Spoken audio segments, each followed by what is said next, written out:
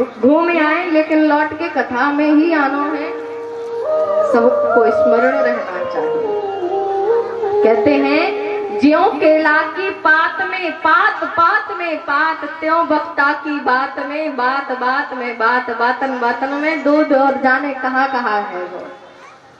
बात चल रही थी द्युतम पानम स्त्रिया सोनम। अरे मैया मैं भूलू ना, मैं थोड़ी भूल जाऊंगी। इस गद्दी का ऐसा प्रभाव होवे कि कोई भूले ना है, पर तुम और को याद है जावे, या वजह से मैं बार बार कहूँ कि मैं भूल गई। ठीक है, आप और याद कर सकें। जुआ जो खेलता है उसके घर में कलयुग का वास होता है, रात दिन कलह होती है। पैसा तो आएगा क्षण भर, लेकिन उससे 4 गुना ज्यादा लेकर के चला जाएगा। पानम माने जो मदिरा का पान करते हैं, जो शराब पीते हैं, मद के रूप में उनके घर में कलयुग वास करता है। और स्त्रियां माने जो पराई स्त्रियों को गलत दृष्टि से देखता है, उसके घर में भी कलयुग वास करता है। पर स्त्री का गगन, अरे पराई स्त्रियों को केवल अपनी बहन बेटी की दृष्टि से देखना चाहिए, नहीं तो सबको पता है यदि बुरी नजर से देखोगे मिट जाएगा वंश। ना मानो तो देख लो रावण कौरव कंस। स्त्री के ऊपर गलत दृष्टि डाली, रावण का सर्वनाश हो गया, कोई दिया जलाने वाला भी नहीं बचा। कौरव द्रौपदी को भरी सभा में निर्वस्त्र करना चाहते थे, क्या हुआ? बोले 100 के 100 मारे गए, कोई उन्हें पानी देने वाला भी नहीं बचा। और कंस ने भी देवकी का अपमान किया था। कंस ने देवकी के केस पकड़ करके रथ से पटका था, परिणाम क्या हुआ सबको पता है। इसलिए अपने माँ बहन बेटी की दृष्टि से, अरे हम भारत के वासी हैं, हमें तो गर्व होना चाहिए, गर्व होना चाहिए कि हम भारत के वासी। और चौथा स्थान क्या था? सोना। जैसे ही स्वर्ण, अरे महाराज तीनों स्थान दिए, तीनों बड़े गंदे गंदे हैं, कोई एक स्थान तो अच्छा दे दो। बोले स्वर्ण। जैसे सोने में दिया स्थान, तो जाकर के मौका पाकर के कलयुग सबसे पहले राजा के मुकुट में ही प्रवेश कर गया और मति को भ्रष्ट कर दिया। सज्जनों, जब घर में हम कलह करते हैं, बिना वजह का झगड़ा करते हैं, विवाद करते हैं आपस में, लोग उनके दिमाग में कलयुग बैठा होता है। लेकिन यहाँ पर सूत जी से प्रश्न किया कि आप तो निवेदन कर रहे थे, भगवान ने गीता में कहा है कि धातुओं में सोना मैं हूं, और अगर प्रभु सोना है तो कलयुग कैसे वास कर सकता है? जहां प्रभु है वहां कलयुग का वास नहीं होता। बोले ऐसे सोने में नहीं, बेईमानी से कमाया हुआ धन है, उसका सोना बनवा लिया है, उसमें कलयुग वास करेगा। और जो मेहनत से कमाया है उसमें भगवान का वास होता है। अच्छा सच्ची सच्ची बताइयो, बेईमानी को सोना जिन जिन के पास हो, अगर मुक्ति पाना चाहते हो तो सबरी बांध बांध के भागवत जी में चढ़ा दियो है। सबने मेहनत को कमाया है, बड़े ईमानदार लोग हैं, सबने मेहनत से कमाया है और सबने मेहनत से सोने का जो जेवर होता है सबने बनवाया। चलो फिर कलयुग वास करे तो फिर हम ते ना कहियो नहीं, अभी उपाय है। जैसे ही देखा, अच्छा प्रेम से बोलिए ना, राधे राधे राधे राधे। सच्ची बताइयो, आनंद आ रहा, कथा समझ में आ रही, बोर तो ना है रे? हाथ उठाए के ताली बजाए के चलो, कम से कम मेरी माताओं को ही सही समझ में तो आ रहा। मेरे भाई तो नहीं ताली बजा रहे, ना हाथ उठा रहे हैं, उन्हें नहीं समझ में आ रही है, कोई बात नहीं। अगर कभी जीवन में दोबारा आने का मौका मिला तो प्रयास करूंगी समझाने का। लेकिन मेरी माताओं को समझ में आना चाहिए, इसमें आप सबका फायदा है। बाकी खुद समझदार है। अगर ये समझदार हो गई तो आपके घर को स्वर्ग बनाने में इन्हीं का हाथ होता है। इसलिए हमारा तो कर्तव्य यही है कि घर घर लक्ष्मी होनी चाहिए। एक घर में कभी भी कुलच्छनपन के लक्षण मत करो, ऐसा कोई भी लक्षण ना करो जिससे हमारा घर मंदिर नहीं नर्क बन जाए। मौका पाया है कलयुग ने, बुद्धि को भ्रमित किया, प्यास लगी आगे बढ़े, जल मांगा, जल देने वाला कोई नहीं दिख रहा था। समीक ऋषि का आश्रम बना हुआ। बाबा जी मुझे जल चाहिए। वो तो भगवान की समाधि में बैठे थे, उन्हें पता ही नहीं था। और कलयुग की बुद्धि, कलयुग ने ऐसी मति फेरी है आज राजा परीक्षित की। वही राजा उन्हें संत के पास रात्रि में वेश बदल करके आया करते थे, आश्रम का देख रेख करते थे, खुद लकड़ियां काट करके रख जाते थे, आश्रम में झाड़ू लगाते थे। इतनी संत सेवा। भाई दिन में जाऊंगा सैनिकों के साथ जाकर के करूंगा तो राजा हूं, कौन करने देगा। रात्रि में जाते थे जब सब कोई सो जाता। और आज कलयुग के प्रभाव से देखो उसी संत का अपमान करने जा रहे हैं। जब देखा कि कोई आवाज नहीं आई, क्रोध आया, पास में मरा हुआ सर्प पड़ा है, सर्प को उठाया है और समीक ऋषि के गले में डाल दिया और डाल करके चले गए राजा। दौड़ा दौड़ा एक शिष्य गया है, पास की नदी में समीक पुत्र श्रृंगी स्नान कर रहे थे। अरे आपके पिताजी के गले में वो भारतवर्ष का राजा, जो भारतवर्ष का सम्राट है ना, वो आया था और राज मद में चूर होकर के उसने जल मांगा। पिताजी समाधि में थे, जल नहीं दिया तो उसने मरा सर्प गले में डाल दिया। तत्क्षण उठाया जल और श्राप दे डाला। मैं तुम्हें श्राप देता हूं, मेरे पिता पर ब्रह्मा की समाधि में उनके ध्यान में मग्न थे, मैं श्राप देता हूं।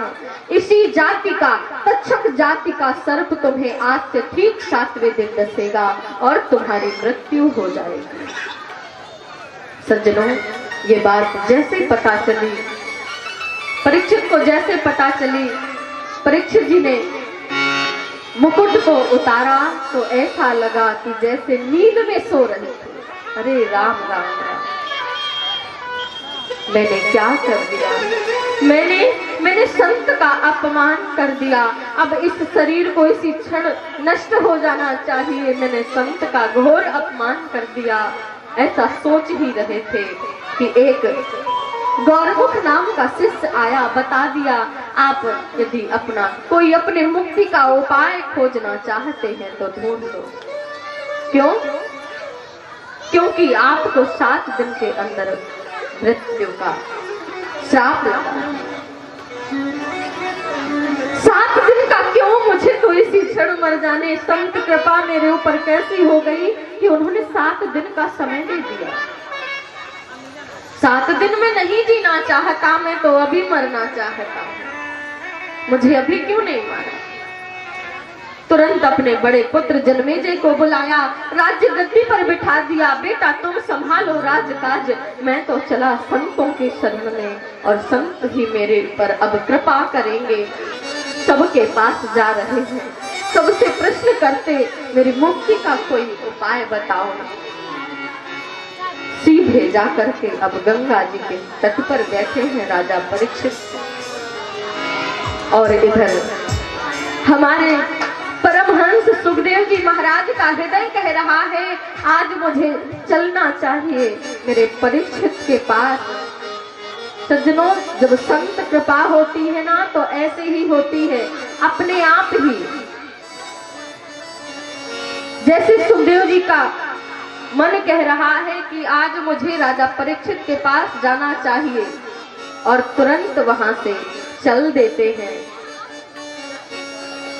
और आकर के जैसे ही देखा है यमुना नदी का किनारा है, राजा परीक्षित बैठा है।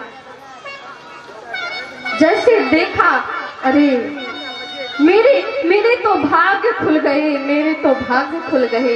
उठ करके तुरंत सुखदेव जी महाराज को प्रणाम किया है और उनके पैरों में लेट करके धन्यवाद करने लगे, संत महिमा गाने लगे। अब तो मुझे मेरे जीवन में सत्संग आ गया है और अब तो मेरा जरूर कल्याण होगा। अब कोई ऐसी कृपा हुई है प्रभु की तो मेरे दिन अब अच्छे आने वाले, मुझे सत्संग मिलेगा। क्यों? क्योंकि सुतदारा और लक्ष्मी पापिहु के घर होए और संत समागम हरि कथा तुलसी दुर्लभ होए। आज संत कृपा हुई है मेरे ऊपर, अब संत ऐसे संतों का दर्शन हो गया है, प्रणाम किया है और संत महिमा गाने लगते। संतन के संग लाग रे तेरी अच्छी बनेगी, संतन के संग लाग रे तेरी अच्छी बनेगी, संतन के संग लाग रे तेरी अच्छी बनेगी, अच्छी बनेगी तेरी बिगड़ी बनेगी, अच्छी बनेगी तेरी बिगड़ी बनेगी, अच्छी बनेगी तेरी किस्मत जगेगी, अच्छी बनेगी तेरी किस्मत जगेगी। होए तेरो बड़ भाग रे हरि बोल। तेरी अच्छी बनेगी, और तेरे बड़े भाग रे तेरी अच्छी बनेगी। बोलिए संत भगवान की जय हो।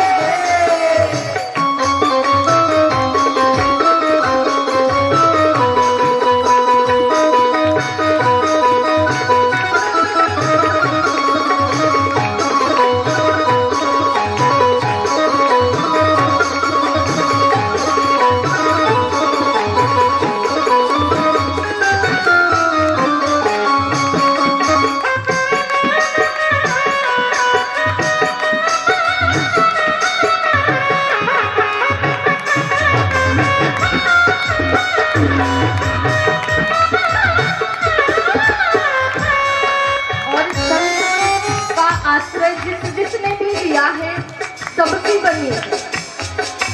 ध्रुव जी की बन गई, प्रहलाद जी की बन गई, ध्रुव जी की बन गई, प्रहलाद जी की बन गई, ध्रुव जी की बन गई, प्रहलाद जी की बन गई, ध्रुव जी की बन गई, प्रहलाद जी की बन गई। और राम चरण अनुराग रे हरि बोल। तेरी अच्छी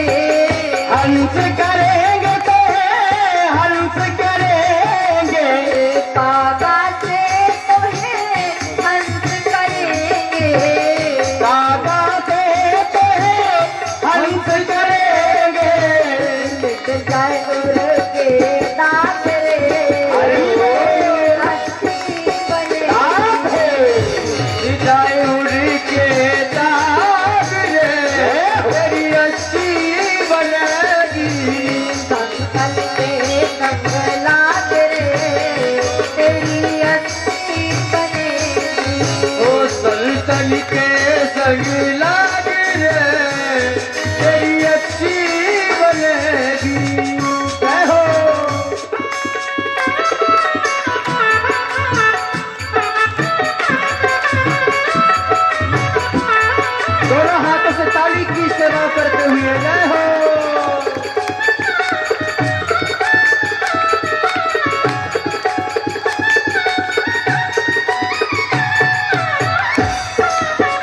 जय हो हरि बोल।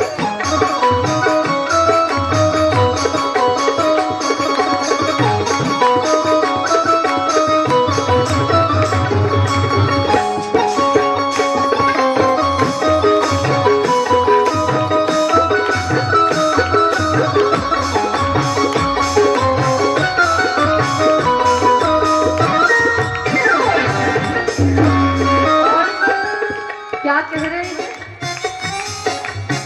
सुत बित नारी तीन आशाएं, सुत बित नारी तीन आशाएं, सुत बित नारी तीन आशाएं, तीन आशाएं, तीन आशाएं, तीन आशाएं, सुत बित नारी तीन आशाएं।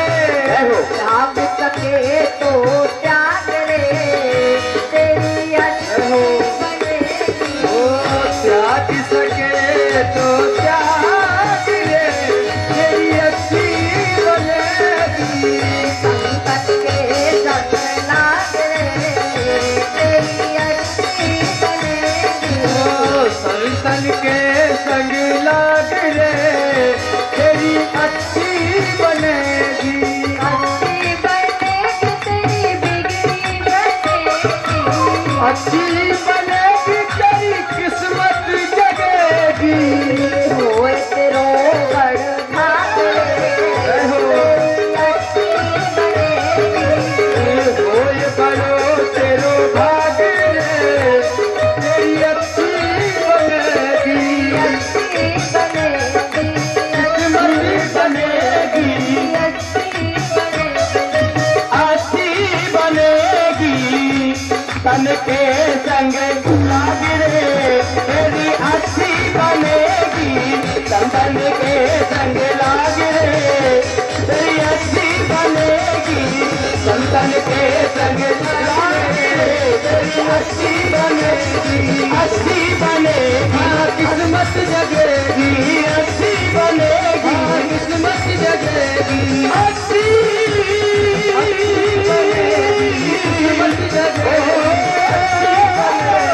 किस्मत जगेगी, किस्मत जगेगी, अच्छी बनेगी, किस्मत जगेगी।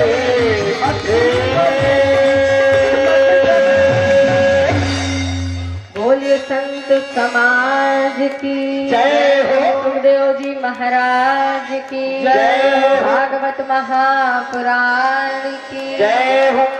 राधे राधे। इतकी मैयंते तो बड़ी आवाज आई, पर आप लोगन को कहा गयो अब नेको भी ना सुनाई पड़ी। आप भी बोलो ना राधे राधे।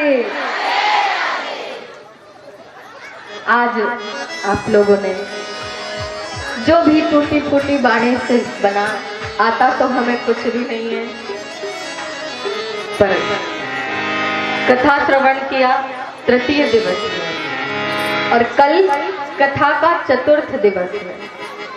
और इतना तो पता होना ही चाहिए सबन को कि कल कौन सा दिन है और चौथे दिन में कहा हो गए। पता है ना भैया? पता है? सबरी डर पाए रही कि कम खर्चा ना है बता दे। मैंने चिंता मत करो, मैं खर्चा ना बताऊंगी, लेकिन कल हमारे कन्हैया को जन्मोत्सव मनाएंगे, इतनी धूमधाम से मनाएंगे। अब हमें तो देखो मनाना नहीं है, हम भी देखें भाई कितने दिलदार हैं यहाँ के लोग। आप बोलनी है और जैसो साजवाज आपको देखेंगे वैसे ही जन्मोत्सव मनाए देंगे। पर अब पहली बार गौरिहार में आए तो सबन के नाक की बात है, सब अपनी अपनी बचइयों और कन्हैया को जन्मोत्सव बड़ी धूमधाम से मनाएंगे ना। देखिए किसी एक का कार्यक्रम तो है नहीं, सब प्रयास करके हमारे नए युवा भाई जितने भी हैं सब आकर के सुबह से ही यहाँ समय देंगे, पूरे पंडाल को सुंदर गुब्बारों से सजाया जाए। निकलने वाले अन्य गांव वालों को पतो पड़े कि आज लग रहे हो कन्हैया को जन्मोत्सव है, ऐसी सजावट हो। और क्योंकि बर्थडे तो सब मना में आजकल हैं, अपने अपने बच्चन में तो देखो महाराज 50,000 फूक दिए रात्रि भर में हैं, डीजे बजवायो, जाने पतो ना कहाँ की हो महाराज। अब फिर डीजे में देखो कैसे कैसे गाना बजे, फिर देखो ठुमका भी लगे, सब कछू भयो। लेकिन कल हम आप सबको, आज तक आपने सब अपने बच्चों का बर्थडे मनाया, सबका मनाया, लेकिन अपने पापा जी का बर्थडे कोई ने ना मनाया हो है। कल हमारे जगत बप्पा को जन्मदिन है ना, जगत पिता है ना, उनका जन्मोत्सव मनाने का हमें शुभ अवसर मिल रहा है। तो दिल खोल करके यहाँ आकर के खूब सुंदर सजावट करना, और सब लोग पीले पीले वस्त्र पहन करके आना, ठीक है। और मान लो भैया सोच रही होंगी जिसके पास ना हो तो तुम दे दोगी क्या? भैया मेरे पास भी एक ही सूट है पीलो है, लेकिन कोई बात ना है, अगर ना है ना पीलो तो कोई ना है, आप नीलो और कारो पहन के मतइयो। कल हमारे कन्हैया को जन्मोत्सव है, लाल पहन लियो, नारंगी पहन लियो, और सब कुछ छोड़ करके अपने मन को ही पीला बना करके, शरीर पूरा पीला हो ही जाएगा, अपने मन को पीला बना लेना है। और देखिए पत्रम पुष्पम फलम तोयम, हमने तो ऐसे ही मजाक में कह दिया कि हम देखेंगे, ये ना सोचना कि चैलेंज किया है, मजाक में कह दिया, जिसके जो श्रद्धा हो। लेकिन एक टॉफी खिलौना कुछ भी पर लेके जरूर आना है सबको। यहाँ से बधाइयां लुटाई जाएंगी, और यहाँ पर आप सब लोग देख रहे हैं कि रोज बदल बदल करके यहाँ सबको सौभाग्य मिल रहा है यजमान बनने का। मैं नाम नहीं जानती, आप बैठे हैं आज, तो आज के यजमान मुख्य आप हैं, और कल के भी यजमान होंगे। एक दिन पहले ही नाम बता दिया जाता है, तो हमारे पास अभी ये जानकारी नहीं कि कल के कौन यजमान है, लेकिन जो भी हैं तो हम सूचना देते हैं कि आप भी थोड़ा विशेष तरीके से तैयार होकर के आएंगे। यहाँ नंद नंदन का, यशोदा नंदन का जन्मोत्सव मनाया जाएगा। भले ही थोड़ा सा तुलसी दल लेकर के आई हो, अगर कह दो भाई हमारे पास पैसा ना है गिफ्ट लाए के टाइम, क्योंकि सबन को पता है कि बर्थडे में कैसे जाना चाहिए हैं, खाली हाथ पहुंच जाएंगे महाराज, भोजन ना मिलेगा हैं। श्री राधे राधे। एक बार सभी लोग दोनों हाथ उठाकर बोलिए, बाकी बिहारी लाल की जय।